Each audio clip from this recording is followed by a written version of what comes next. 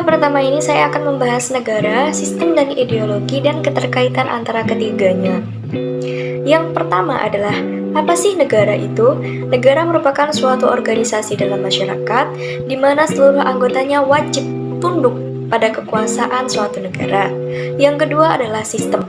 Sistem ini merupakan hierarki atau tatanan di mana tatanan satu dan tatanan yang lain adalah saling berkaitan atau berkorelasi demi mencapai suatu tujuan. Yang ketiga adalah ideologi. Ideologi berasal dari kata idea dan logos. Idea bermakna mendalami pikiran atau akal budi, sementara logos berarti gagasan, pengertian, atau ilmu. Jadi, ideologi merupakan suatu pedoman berbangsa dan bernegara dalam rangka mencapai tujuan bersama. Jadi apa sih hubungan antara ketiganya ini? Jika negara merupakan sebuah organisasi, maka di dalam suatu negara tentunya ada beberapa sistem dari hierarki terkecil hingga hierarki terbesar, di mana sistem-sistem tersebut bekerja atau saling berkaitan satu sama lain. Dan di dalam suatu negara tentu terdapat suatu pedoman dalam bertindak tanduk. Jadi dalam membuat peraturan, perundang-undangan, dan lain-lain tentu harus sesuai dengan pedoman negara kita. Pedoman negara kita adalah Pancasila yang akan saya bahas pada pembahasan video selanjutnya. Pada bab selanjutnya kita akan membahas tentang Pancasila, pengamalannya, serta korelasinya terhadap kitab suci Al-Quran. Yang pertama adalah sejarah dari Pancasila itu sendiri.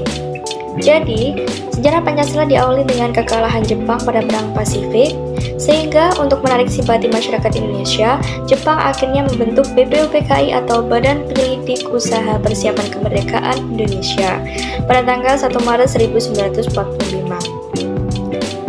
Dan sidang ini berlangsung dari tanggal 29 sampai 1 Juni 1945.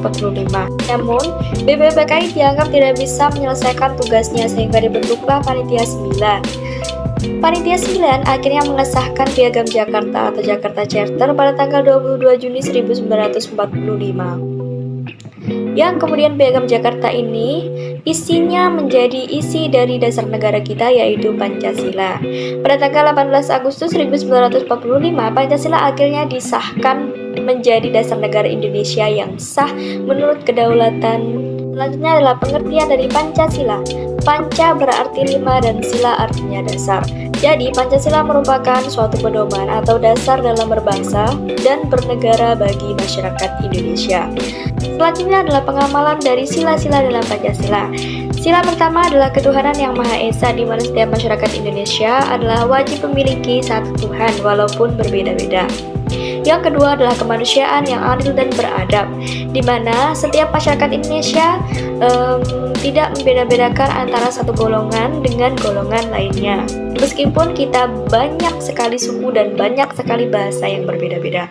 Yang ketiga adalah persatuan Indonesia, di mana masyarakat Indonesia yang berbeda-beda ini haruslah bersatu padu membentuk suatu negara yang berdaulat, adil, dan makmur.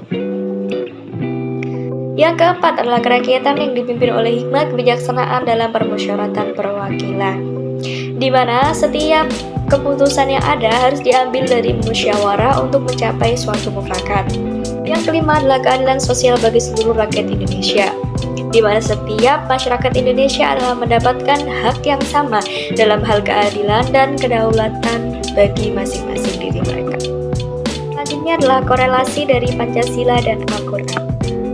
Korelasi dari Pancasila pada sila pertama sesuai dengan Quran Surah Al-Ikhlas ayat 1, yaitu Dialah Allah yang Maha Esa. Sementara sila kedua Pancasila sesuai dengan Quran Surah An-Nisa ayat 135 yang berbunyi, Wahai orang-orang beriman, jadilah kamu orang yang benar-benar penegak keadilan. Yang selanjutnya adalah sila ketiga pada Pancasila sesuai dengan Al-Quran Surah Ali Imran ayat 103. Yang berbunyi, dan berpeganglah kamu semuanya kepada tali agama Allah dan janganlah kamu bercerai-berai. Sila keempat sesuai dengan Quran Surah Ali Imran ayat 159 yang berisi, dan bagi orang-orang yang menerima seruan Tuhan dan melaksanakan salat sedang dalam urusan mereka diputuskan dengan musyawarah.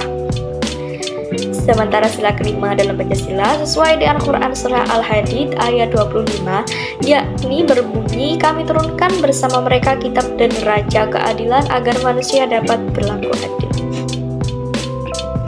Selanjutnya kita akan membahas tentang Bhinneka Tunggal Ika, di mana yang berarti adalah berbeda-beda tetapi tetap satu jua.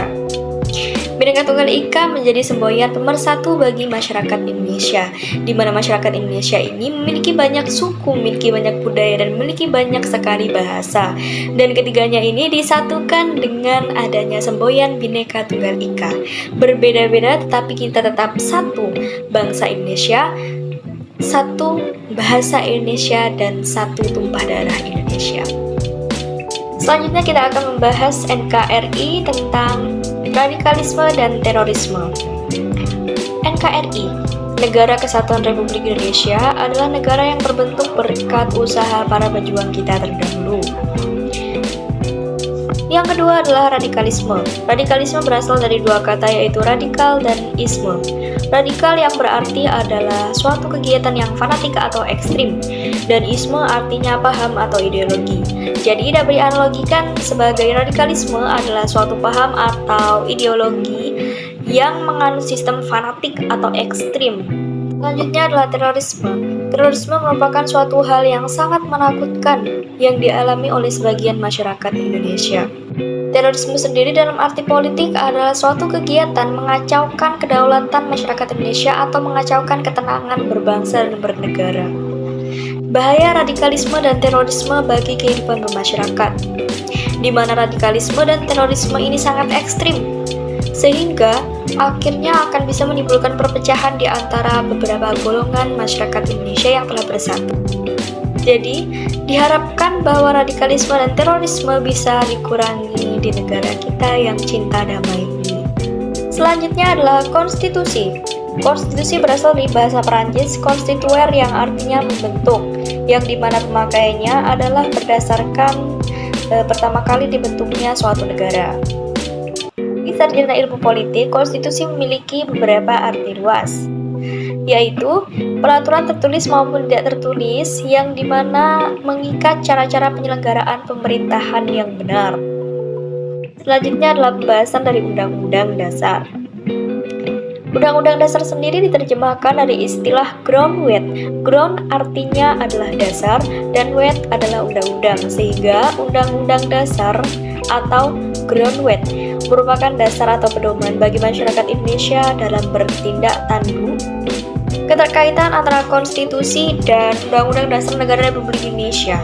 Jadi Undang-Undang Dasar ini adalah sebagai konstitusi bagi negara Indonesia, di mana menjadi pedoman atau menjadi acuan dalam pembuatan peraturan-peraturan selanjutnya demi tercapainya kedaulatan masyarakat Indonesia, di mana semua peraturan yang dibuat UUD 1945 dan lain-lain itu berdasarkan kepada pedoman kita, yaitu Pancasila. Selanjutnya adalah tentang identitas nasional. Identitas nasional ini berasal dari dua kata, yaitu identitas dan nasional, di mana identitas sendiri adalah merupakan suatu jati diri atau sesuatu yang kita miliki yang membedakan kita dengan orang lain. Sedangkan kata nasional merupakan identitas yang melekat pada kelompok-kelompok yang lebih besar yang diikat oleh beberapa kesamaan seperti budaya, agama, bahasa, cita-cita, maupun tujuan. Fungsi dari identitas nasional adalah membedakan negara Indonesia dengan negara-negara yang lainnya, di mana masyarakat Indonesia memiliki ciri khas tersendiri yang membedakannya dengan negara-negara tetangga.